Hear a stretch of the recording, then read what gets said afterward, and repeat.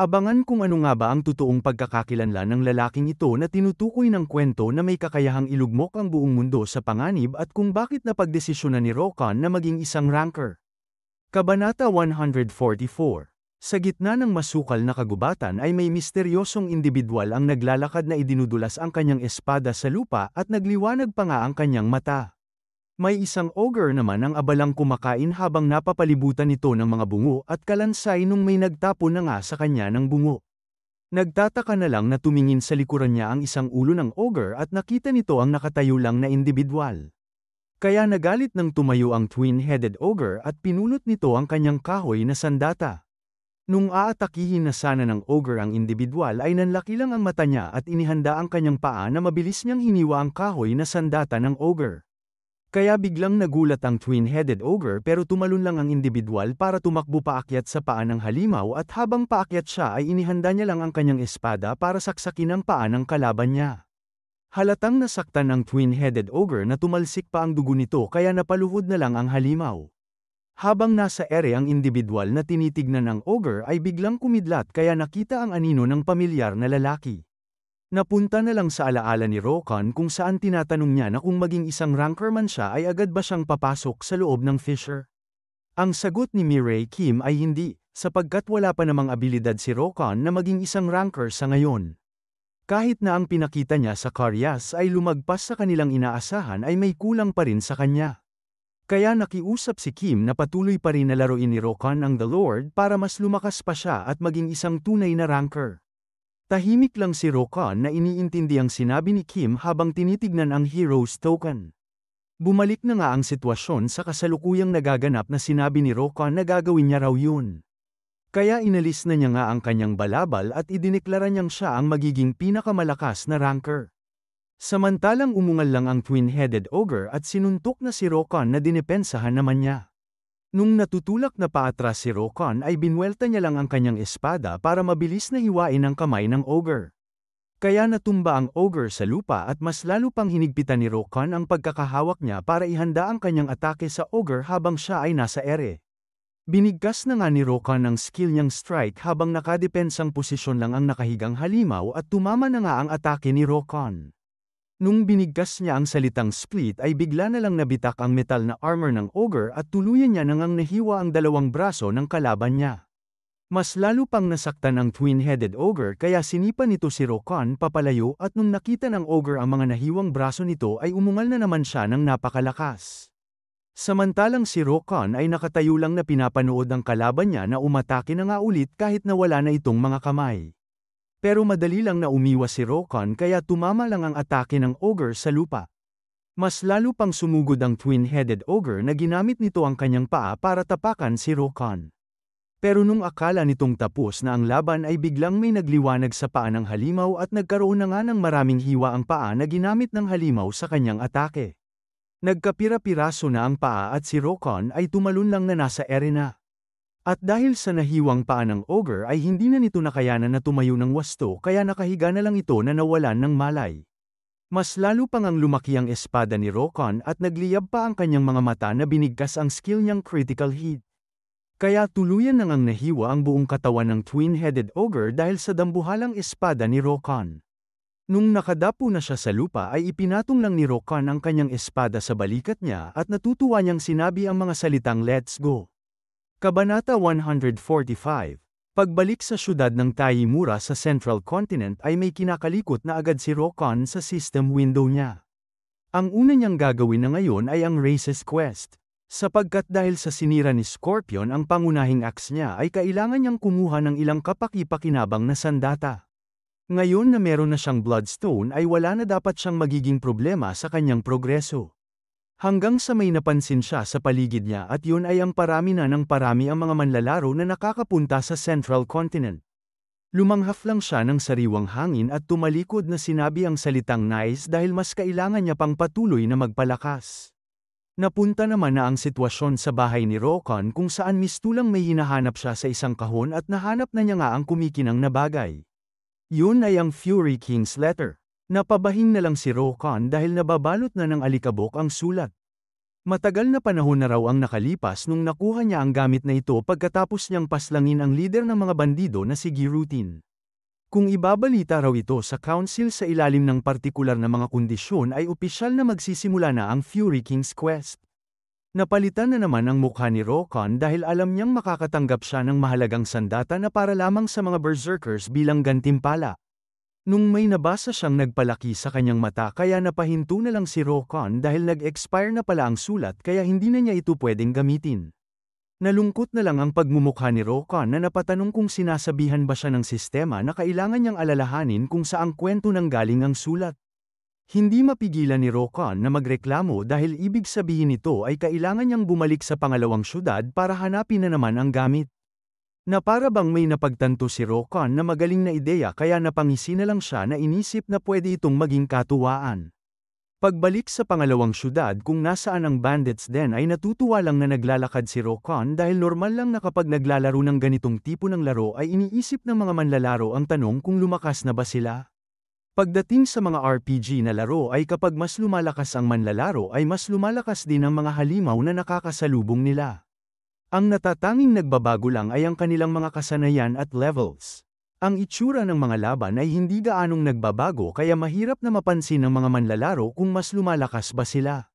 Pero dito ay may groundbreaking na pamamaraan para maranasan ng manlalaro ang kanilang paglakas. At yun ay ang kakaibang pagmumukha ni Rokon na sinasabing ang pagpasok sa low-level na dungeon ang paraan. Bagamat masyadong mabilis ang pagpapalakas ni Rokon kumpara sa ibang mga manlalaro ay nagkakaroon din ng mga maliliit na paglihis na nagbibigay sa kanya ng kasiyahan. At isa pa ay meron daw siyang maliit na katwiran sa likod ng kasiyahan niyang ito. Lumabas na nga ang level 100 na leader ng mga bandido na si Girutin na tinawag si Rokon na Bastardo.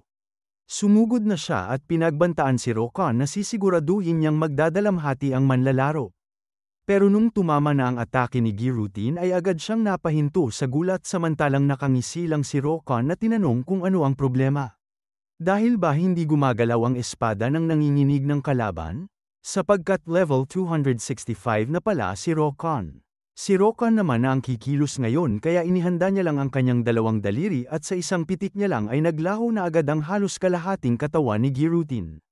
Nung unti-unti nang naglalaho ang katawan ng mahinang nilalang ay hindi makapaniwala si Rokon sa sobrang dali ng ginawa niya na parang tofu lang ang tinamaan niya. Pinulot na niya nga ang sulat at ipinahayag na ng sistema na nakuha na niya ang Fury King's letter. Alam ni Rokon na meron pa rin ang nagtatagong vice leader ng mga bandido pero umalis na lang siya na sinabing mas nakakatuwa ang mga matinding labanan. Pagdating sa council na nasa Taimura ay hindi makapaniwala si Councilman Carbon dahil hindi lang daw pala alamat ang Bloodstone. Kaya makakakuha raw si Rokon ng napakalaking merit sapagkat ito rin ay malaking tulong para sa imperyo ng sangkatauhan.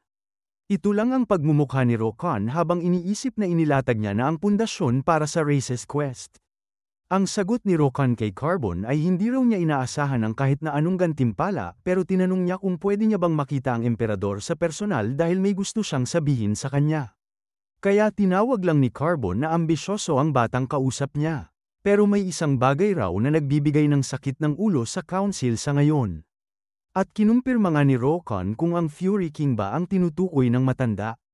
Kaya nagtataka na lang si Carbon kung papaano yun nalalaman ni Rokon. Sinabi ni Rokon kay Carbon na huwag na raw siyang mag-alala at iwan na lang ang bagay na yun sa kanya. Pagdating naman sa headquarters ng investigate team ay makikitang naglalakad si Rokon papalapit sa resepsyonista at inilapag niya agad ang sulat na sinabing meron daw siyang kailangan na ibalita sa kanila. Kabanata 146. Sa sobrang lakas ng sigaw ay parang yumanig pa ang buong gusali ng headquarters. Yun pala ay dahil sa nanginginig na ang boses ng resepsyonista na binabasa ang nakasaad sa sulat na nagpadala raw ng sulat ang Fury King sa mga bandit leaders.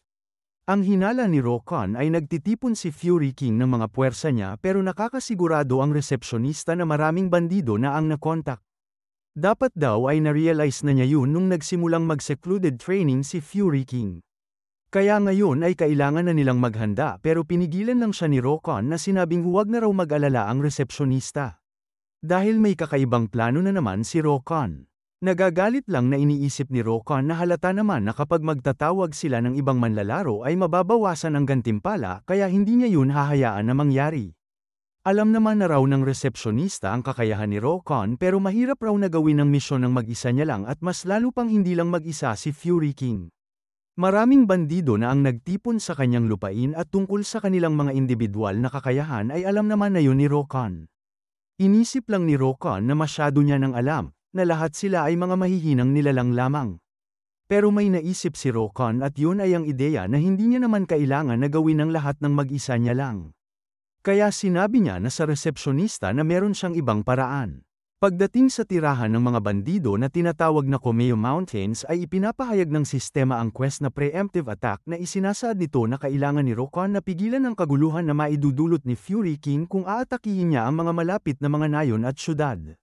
Ang kanyang gantimpala kung matagumpay niyang nakumpleto ang quest ay ang dakilang katanyagan, 100 ginto, at ang unique accessory box. Sa harapan nga ni Rokon ay nagtipo na ang 300 sundalo na sumusuporta sa konseho ng sangkatauhan. Kaya abot tenga na naman ang kanyang ngiti dahil nagpadala pa sila ng 10 level 250 na mga kabalyero. At ang resulta ng pagsuporta ng konseho ay mayroong 200 salamangkero sa kabuuan ng 300 na mga sundalo. Kaya napapatawa na lang si Rokon na dinidilaan ng daliri niya dahil mapupunta ang lahat ng mga gantimpala sa kanya sapagkat nakakapanghinayang kung may ibang manlalaro ang nakisali rin sa quest na ito. Ang rason kung bakit masyadong malaki ang gantimpala ng quest ay simple lang. Dahil ganun talaga kahirap na kumpletuhin ang misyon. Hindi lang si Randor o Fury King ang nag-iisang mapanganib sa mga bandido. Sapagkat ito ay isang malakihan na quest kung saan kailangan na talunin din ng mga manlalaro ang daan-daang mga bandido. At pati na rin ang nakababatang kapatid ni Randor na tinatawag na Charge King na si Lance. Kahit na isang human type lang na halimaw si Fury King ay kayang-kaya niyang ganap na gamitin ang kapangyarihan ng korupsyon kaya itinuturing siya ng mga manlalaro bilang raid boss level. At kahit na gamitin ng isang manlalaro ang geographical na mga benepisyo ng kabundukan, iligaw si Lance at ang mga bandido, at pumasok sa tanggulan ni Fury King ay ipapahayag lang ng sistema na wala si Randor sa loob at hindi siya maaaring matagpuan ng manlalaro. Dahil sa sandali lang na matalo ang mga tauhan ni Randor at ang nakababata niyang kapatid na si Lance ay tsaka lang iiwanan ni Fury King ang secluded training niya pagkatapos niyang malaman ang balitang namatay na ang mga kasamahan niya. Habang tinatalo ng mga manlalaro ang hindi mabilang na mga halimaw at middle boss ay siguradong mawawalan sila ng stamina pero sa ganung paraan lang nila matatagpuan ang corrupt boss ng mga bandido na si Fury King Randor. At ang enerhiya ng boss na ito ay sapat na para itatak sa isipan ng mga manlalaro ang kawalan nila ng pag-asa. Pero walang paraan para ang isang malakihan na quest na tulad nito ay magaganap dahil lang sa pagkakaisa ng mga bandido. Sapagkat ang totoong problema ay nasa kanilang layunin, ang layunin na naging sanhi kay Fury King Randor na tipunin ang mga bandido. Ang pagkuha niya sa isang maliit na bundok na nasa labas ng syudad ay hindi sapat para kay Randor na lalaking lasing sa kapangyarihan ng kasakiman ng korupsyon. Dahil ang gusto niya talagang punteryahin ay ang buong bansa. Gusto niyang baligtarin ang mundo at ang istruktura nito para siya ang maging hari ng bagong mundo. Yun ay ideya na hindi maiisip ng isang simpleng bandido o halimaw lamang. Ang isang sinag lang ng pagnanasa sa kanyang puso ay sapat na para ilugmok ang buong mundo sa panganib. At para iligpit siya ay hindi na nagpigil ang Human Council sa pagpapadala nila ng suporta kay Rokon. Iniisip ni Rokon na hindi madali sa mga tao na tumalo ng human type na halimaw pero hindi na raw yun mahalaga. Dahil siya na raw ang gagawa ng lahat ng yun. Nung may itinuro na nga ang isang sundalo sa likuran ni Rokon at may lumabas ng mga halimaw na papunta sa kinaroroonan nila. Nagtataka na lang ang mga sundalo kung papanong merong mga halimaw sa ibaba ng bundok. Inutusan na nga sila ni Rokon na huwag silang magtaka. Kailangan lang nilang umatake na tulad lang sa iniutos niya dati. Inutusan na nga ng kabalyero na umatake na ang mga sundalong nasa harapan. Naghanda na rin ng mahika na firestorm ang mga salamangkero. Inutusan ng kabalyero na maghanda na ang mga nasa likuran. Nagkaroon na nga ng napakalaking nagliliyab na bolang apoy sa itaas ni Rokon at ginamit pa ng mga salamangkerong nasa likuran ang mahika na gust of wind kaya tuluyan na ngang napasabugan ang mga umiiyak na baboy ramo. Ang iniisip lang ni Rokon ngayon ay makakakuha na rin siya ng mga kills sa hunting ground. Ang dahilan kung bakit nagtipon muna sila sa kapatagan, imbes na dumiretso na sa Comeo Mountains ay para sakupin nila ang hunting grounds na nasa ibaba ng bundok. Ito ang tinatawag ng humahalaklak na si Rokan na automatic hunting sapagkat nakapanghihinayang daw kung gagamitin niya lang ang lahat ng puwersa sa iisang quest lamang. Hanggang sa may narinig si Rokan na nagrereklamo sa likuran ng hukbo niya. Meron palang manlalaro na nagngangalang Out of Soap ang tumulak na sa sundalong malapit sa kanya. Nagtataka na lang ang manlalaro kung bakit may mga NPC sa hunting grounds. Nung pinapatigil na siya ng kasamahan niyang manlalaro ay gusto pa niyang ipagpatuloy ang walang galang na asal niya. Hanggang sa may narinig na nga siyang boses na nagrereklamo rin. Yun pala ay si Rokan na kapansin-pansin ng mabigat niyang presensya na tinanong kung inatake ba talaga ng manlalarong ito ang isang sundalo. Nagkataon lang daw na dumaan sila sa hunting grounds habang naglalakad kaya tinanong niya kung meron bang problema doon. Dahil kung wala ay walang rason lang na inatake ng manlalaro ang mga sundalong inutusan ng konseho para parusahan ang mga traidor. Kakaiba na naman ang pagmumukha ni Rokan na sinabing pwede nila itong ituring bilang pagtataksil ng manlalaro. Kaya pinatahimik niya na nga ang manlalaro na pinindot ang immediate execution na pindutan sa system window. Magrarason pa ang manlalaro na sila raw ang naunang lumusob sa hunting ground. Pero tuluyan na nga siyang naglaho at tinanong pa ni Rokan ang isa pang manlalaro kung may reklamo ba siya. Tumakbo lang ang manlalaro na mistulang natatakot pa ito na nagsabi ng good luck kay Rokan. Ngayon na nawala na raw ang mga sagabal ay ipinagbigay alam lang ni Rokan na ituloy na muli nila ang kanilang trabaho. Hanggang sa may narinig na nga silang sigaw na kanina pang hinihintay ni Rokan. Yun pala ay ang mga bandidong nagsisitakbuhan na dahil nasusunog na ang kagubatan. Hinarang na nga sila ng mga sundalo at nagbigay na rin ng utos ang kabalyero na mas palakasin pa ng mga sundalo ang kanilang firepower. Nung sasabihin na sana niyang hindi nila pwedeng bigyan ng oportunidad ang mga bandido ay may malakas na ngang sigaw silang narinig na tinatawag silang mga bastardo. Lumabas ang higanteng lalaki na umatake sa lupa at tinanong niya kung sino ang naglalakas loob na hindi man lang tinignan na ito ay ang tirahan ng Bandit King. Ang lalaking ito pala ay ang level 260 na tinatawag na Charge King na nagngangalang Lance.